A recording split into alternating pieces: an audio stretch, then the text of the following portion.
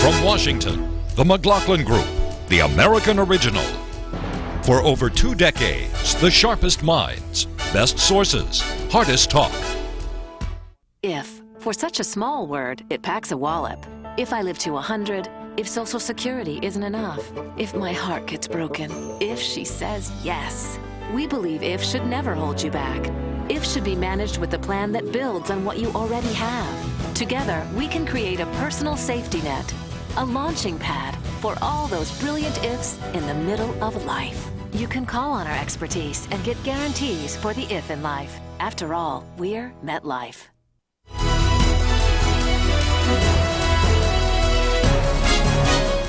Issue 1, Health Summit, no deal.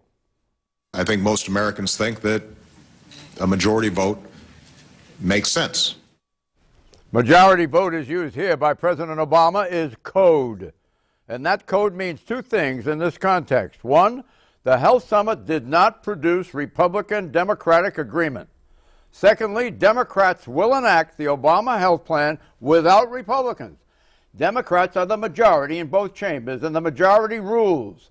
The reconciliation procedure, a term of art, can be invoked. This will permit the Democrats to install the health plan by a simple majority of 51, rather than a supermajority of 60. The Democrats can handily turn out 51 majority votes from their 59 senators. Question: were the Republicans set up in this whole exercise? First, John, the Democrats only need 50 votes, plus Joe Biden. They don't need 51 senators. Were the Republicans about to be set up? They certainly were, but I will give Mitch McConnell credit. I thought he managed this thing brilliantly. He set himself aside, let Lamar Alexander take the lead, who did a magnificent job, I thought. He was followed by Tom Coburn, who did an excellent job. Obama was agreeing with some of the points he was making. And Harry Reid, I think, blew it for the Democrats, being partisan and nasty, virtually accusing Lamar of lying. Bottom line, John, is they're going to try to go through reconciliation. They have not got all the votes for sure in the House. This is a bloodbath. It is the end of any attempt at bipartisanship, but they'll try to get it done by Easter. They may or may not. But all the comity, if there was any left, is over. Eleanor. Well, I don't think it's a bloodbath. There are more jobs bills coming, and I think Republicans will be voting for those. And there were 70 votes for a jobs bill this week, which included 13 Republicans. So I think the Republicans are going to pick and choose which bills they go along with, because they're hearing from the public, and they've realizing that their unified opposition to the president on healthcare reform was beginning to backfire. So they're looking for their spots to be bipartisan. I think the summit helped both parties. I think it helped the political process, because people watch this, and you see your politicians not acting like clowns. They even managed to get away from their talking points at different times. And I thought the president is accustomed to being the facilitator, and I think he did a good job looking for common ground. It does not exist enough to get Republican votes, and I think the Democrats are now prepared to move ahead, but it's not going to be easy, and it's going to be harder in the House for Nancy Pelosi to get her 217 votes than for Harry Reid to get his 50 in the Senate. Mark, was it a setup of Republicans in the sense that they look like naysayers? Only in this parallel universe that President Obama apparently exists in, where most Americans favor a majority vote, like Pat was pointing out. It may have been an attempted setup, but it didn't work because they simply don't understand what is going on with the American people now. Clarence, what do you think? Well, it depends on what interpretation you have of where the American people are. When you talk about, and Obama mentioned this, when you go down through the various features of the legislation, people buy it, one by one, but they don't like the overall thing because they identify it with this sausage-making process they've been watching, which they did not see at this summit. I thought it might be a trap for Democrats, for that matter, if expectations were real high and then nothing came out of it. But I think expectations were reasonable. Folks said maybe something will happen, probably not, and it didn't, except that you did see intelligent discussion going on. And one thing was really interesting, I thought, was that the rank and file senators and Congress people sounded more sensible than their leaders. I thought Harry Reid didn't come across as great as he could have, or Nancy Pelosi. They sounded more partisan. While you were hearing a lot of good voices come from the Republican and Democratic side, a lot of agreement was going on. You may not have a bipartisan vote, but you saw saw some bipartisanship as far as actual thinking going on. That's refreshing. Okay, so where do we go from here, sir, on health care reform? And what's the timeline, sir?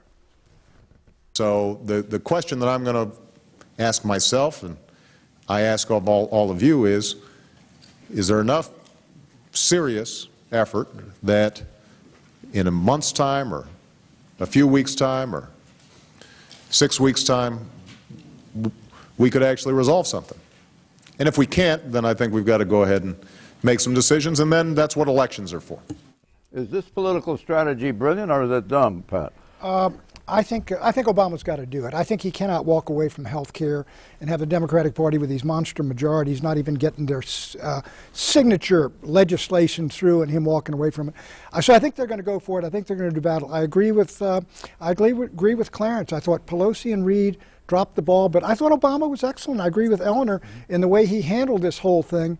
But I do think, John, there is going to be such a terrible fight on this, the very fact that the filibuster is going to be passed over, and the fight is going to come in the House, as Eleanor says, and I do think from now on out, I mean, this is going to get very, very bloody. As I say, any sense of bipartisanship goes out the window once you go for the 50+1. Let me let Mark in here. The timeline is to middle of April. Why would he want to establish the 15th of April, which is also an internal revenue? That's a talking timeline. point. Huh? That's simply a talking point. Before this summit ever convened, the Democrats made a decision that they are going to go through reconciliation. So this is all sound and fury. It's all window dressing. It's like a beauty contest, but fortunately without the swimsuit competition. But in its window dressing, it was about rallying Democrats. It was really less about getting Republican votes, because they weren't going to change their minds at this point, but stiffening the spines of moderate Democrats who don't want to take another vote that might hurt them in their district. And by pointing out that the Republicans are offering a plan that would cover 3 million more Americans, and the Democrats are offering a plan that would offer 30 million more Americans, that the Republicans really don't want to regulate insurance companies so they can't toss you off if you have a pre-existing condition, and the Democrats do. By making that contrast clearer, they're hoping that their guys, the Democrats, are going to be willing to take another bullet for this president on the bet that this, this legislation will be popular come November. Okay, it's like Iran in this sense. Obama, we've gone the last mile. We tried to negotiate before we bombed them. And that's exactly what it is. Obama, it shows Obama and the Democrats having gone as far as they can go and being open, and they wanted to get that on the record. But I agree, they're going all the way to... majority rule isn't bombing, it's democracy. Well, when we tried to run our judges through that way, it was... Well, it reminds me of the Bush tax cuts, which Democrats didn't like, and Bush, and people pushed that through reconciliation. Now, wasn't it really brilliant politically, because health reform was a corpse, and he was kind of hanging it in the closet, hoping that no one would bring it up. So he now brings it up, and just let me finish. Yeah. He brings it up in the summit context, and he moves the center of gravity from responsibility on his part to responsibility on the Congress, notably Pelosi and Reid. Well, so it's over there. It's not attaching to him. Do you see it that way? Part of it, what you say is true. He clearly has revived it, and he clearly wants to show that we're reaching out to these Republicans. We're trying to be bipartisan. At the same time, we've got a very moderate proposal and a lot of their ideas. I thought it would work for both parties. But he moved the corpse away from himself. He moved it over to them. He wants it alive. No, he didn't. He wants it alive, but he had to bring it back. He had to bring it back. But you think he knew it all the time he was going to bring it back? It's still a corpse, and it's still called Obamacare. Well, it's a $1 trillion program, is it not? More or less, depending on how you count it. Now, how are people going to feel around, the middle of April if it goes that far? He said he's going to allow that much time for continued bipartisan effort. No, I don't think he's going to allow that. I think this will be over within about 2 weeks. Well, the people don't want that kind of public no, they don't. For a plan that they find inscrutable. The plan will deliver the insurance reforms immediately upon passage, and what Obama is showing himself as an activist president fighting against the insurance companies on behalf of the people. I mean, that's the message that you're supposed to take, John. I think it was a politically brilliant move, and he Right. was able to move the responsibility for passage away from himself. He gave the corpse to her, and now it's on Capitol Hill. Do you see it that way? Well, all I saw was Republicans saying, start over, start over. And I mean, no matter which side you're on, the idea of You starting mean the blank over. page theory? The blank page, starting over with a blank page after this whole year, that doesn't sound forget it. appealing No, either. that's not appealing. Absolutely. I mean, what Alexander said, this car, they didn't want to buy this model. It's a wreck. They wouldn't people need to get it out of the Is this going to showroom. be a negative around their neck in the coming election if the Democrats drive this through, If they as drive you it say? through, it'll be. It will be. They will. It will kill the They Democrats. know they're going to suffer anyway, so we might as well get some federal They benefit don't from know it. that. They think No. they are in It's this gonna other get worse. universe where it's going to help them. It will be Well, a but- millstone if they do not pass it. If they do pass it, they have a chance to convince the American people that they have just passed a major reform that eluded Harry Truman, Bill Clinton, Richard Nixon, and that it's a major achievement. The alternate would have been for Obama to ignore health, hope that it goes away, bury it with conversation about fiscal responsibility and new programs there. He couldn't walk What away. about that as an alternative plan instead of inviting the trouble that he's now invited?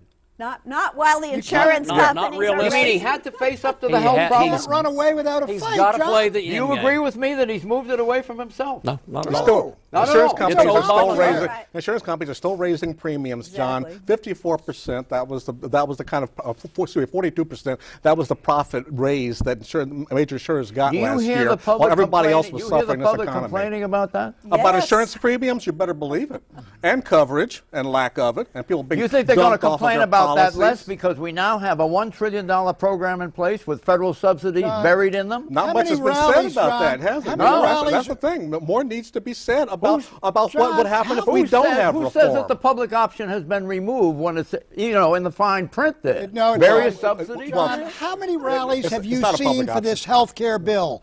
Zero. Right. People going out. The Tea Parties want to kill it. They're going to Is grow this going to and help grow. the Democrats or hurt the Democrats this fall? They're going to be hurt minimally, somewhat now, and the Tea more Parties, later. The Tea Parties are not the majority in this country. Issue 2, Tea Party is Tom and Sarah.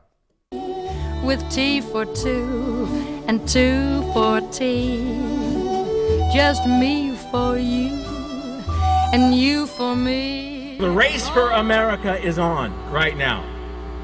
The president and his left-wing allies in Congress are going to look at every opportunity to destroy the Constitution before we have a chance to save it. We have a chance to save it.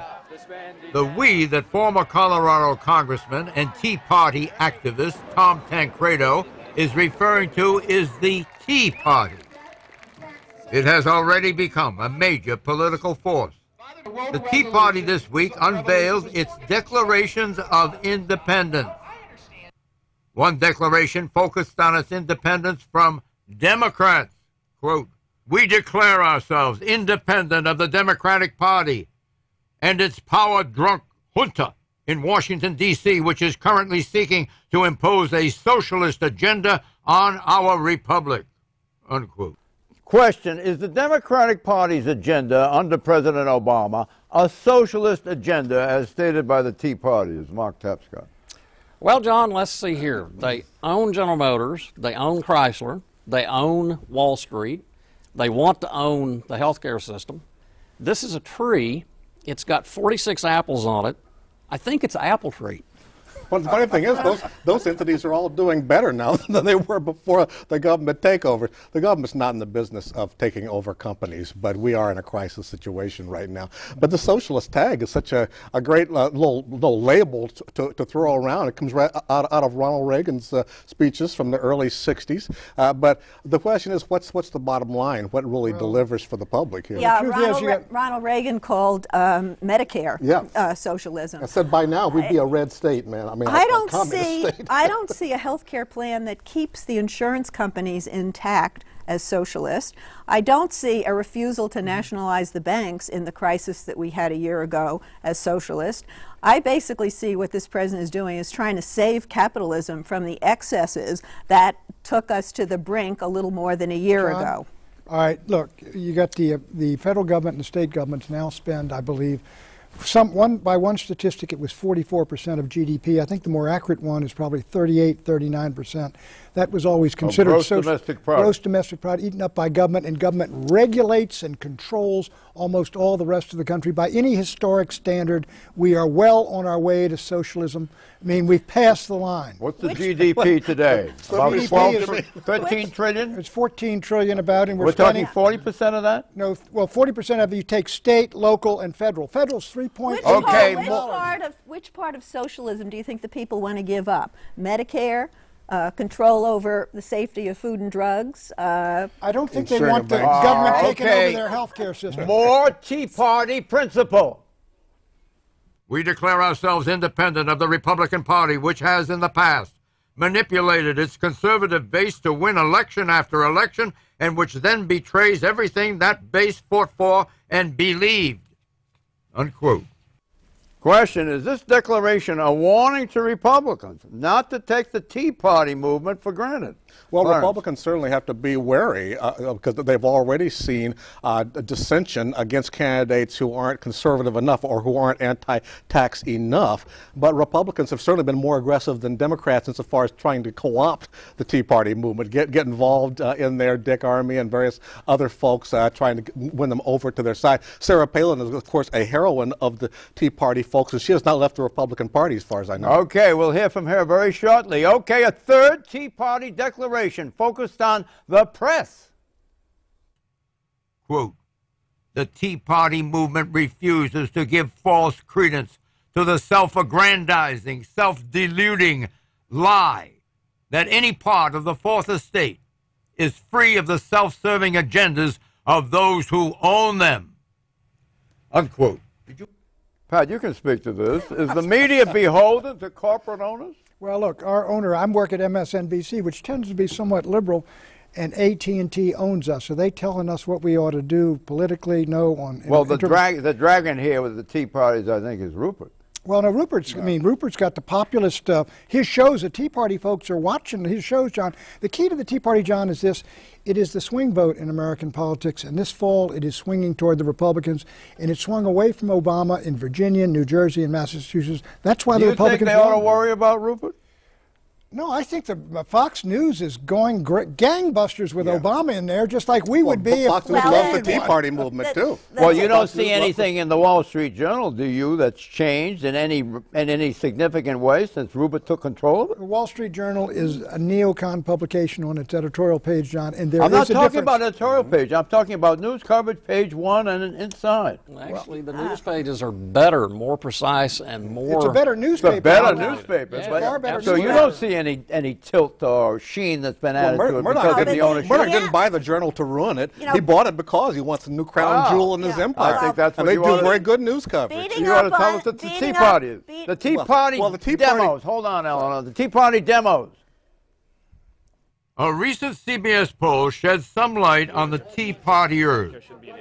Size, nearly 20% of Americans identify themselves as members of the party. Tea Party views catching on.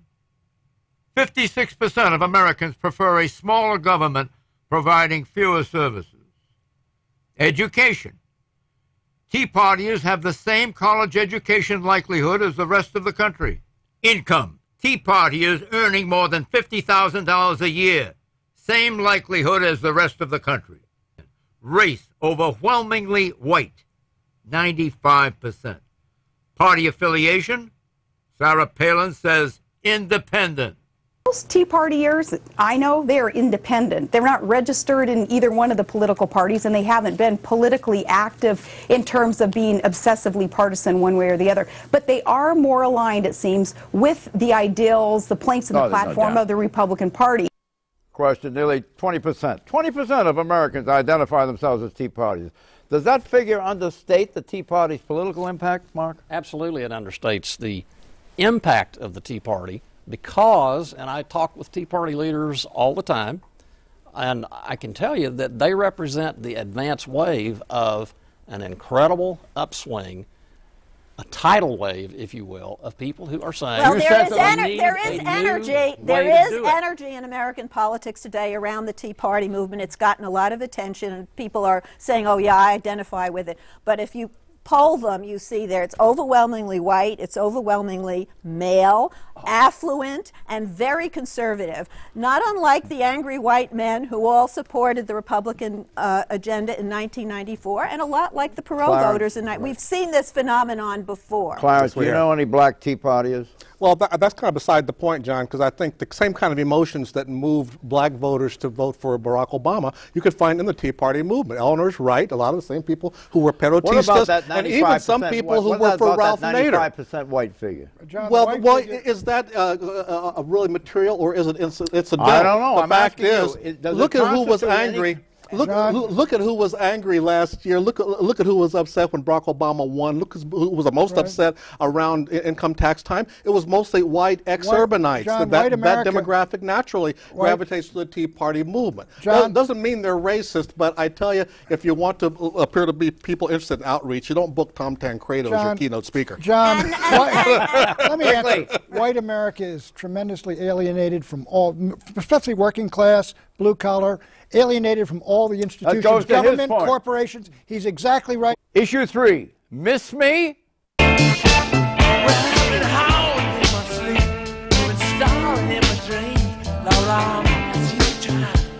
Miss me yet is how the billboard reads. The man depicted, of course, is the former president of the United States, George W. Bush, who left office hardly more than a year ago. The billboard is on Route I-35 in Minnesota. The board was bought by small business owners who deplore the fiscal policies of Barack Obama. When President Bush left the White House, his popularity rating had sunk to 33%, one of the most unpopular ratings in U.S. history. Well, what a difference a year makes. CNN has put Mr. Bush's current favorability rating at 43%. Not bad, especially when you see that he is 13 points ahead of House Speaker Nancy Pelosi, who comes in at a 30% favorable rate, 22 points ahead of Senate Majority Leader Harry Reid, who comes in at 21% favorable, and only 1 point behind the sitting Democratic Vice President, who comes in at 44% favorable. Question, what explains the Bush rebound? I ask you, Ellen. I guess absence makes the heart grow fonder. Although I really don't think there's a groundswell for President Bush. He's not going to be running for Congress, so what if he does better than Pelosi and Reid? And he's actually in Washington this weekend. It's a first-year reunion for all the Bush people, and he paid a visit to the vice president, who was just in the hospital recently. So I give him his extra 10 points. I hope he enjoys them. On this absence makes the heart grow fonder. What about out of sight, out of mind? Well, there's that too. But you believe in absence? Well, if we're going to get into Not a Jesuitical discussion here, I still don't think Republicans are looking back on his 8 years as a high point for them. I think the Tea Party people are really angry at the president, and certainly Democrats are happy he's gone. I wish him well in his retirement. Pat, what do you think?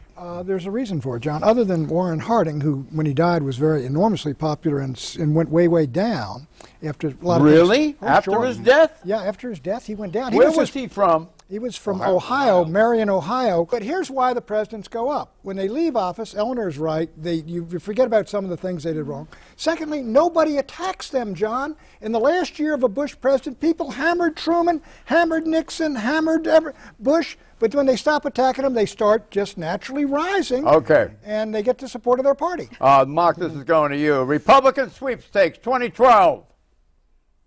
In the GOP presidential primary to nominate a Republican candidate to challenge Barack Obama in the November 2012 election, 4 Republicans head the list. 1, Haley Barbour, Mississippi governor. 2, Jeb Bush, former Florida governor. 3, Newt Gingrich, former House Speaker. 4, Rick Perry, Texas governor. If Perry is elected this year, he'll be halfway through his 3rd term as the skilled and popular governor of Texas. What do you think about the GOP sweepstakes, Mark? I think that maybe that list that we just showed was put together by either Rick Perry or Haley Barbour. What about Haley? Haley'd be a great president. Haley is a great guy. He's an extremely good governor, but outside of Mississippi, I don't think a whole lot of people know about him. Rick Perry, well, I don't think he's going to be president. National Committee. Yeah, but he was also a lobbyist in Washington, and lobbyists are not. You think that's that's how the he kiss made of his death? money. I think that would be a problem for him running nationally. Yes, I do. Where are Palin and Romney on your list, Yeah, John? yeah. They're the ones leading the polls right now. Yeah. And also, I think Romney, tell me if I'm wrong, I think Romney leads the pack partly because Republicans appreciate seniority. It's his turn, so to speak. He's been out there on the scene. You don't think always a bridesmaid, never a bride? Oh, no, I think, John, look back at John McCain, look at Bob Dole, look at John McCain, Bob Dole, look at the people who ran before, and people feel like, well, now it's his turn. Richard Nixon, If I had to bet on anyone right now, I would bet, I think, on Romney. Mm-hmm. I agree with that, and especially if the country is still in economic straits. He can always cite his successes. Now, he was mostly good at downsizing companies, so I don't know if that'll hold up that well. But of the four candidates listed there, what do you think about Perry? Rick Perry has been campaigning on possibly seceding from the Union. I don't see how he translates that into a national candidacy. He's cleared that. He's branded. Not with people who don't call themselves Republicans. Doesn't he have a primary or something this coming Tuesday, or is it the election itself? He's got a primary. He's got a primary, Kay Bailey Hutchinson, and a Tea Party gal down there. I would think he'd be one of your kind of guys, Pat. Well, he's moved in our position. He's taken a good position on the border. And he's much more populous than he used to be. Health care will pass. House kills it. Yes, but it won't be pretty. House kills it because the president hasn't spoken to Bart Stupak. Will not pass. Don't forget to check out our new website, McLaughlin.com. Bye-bye.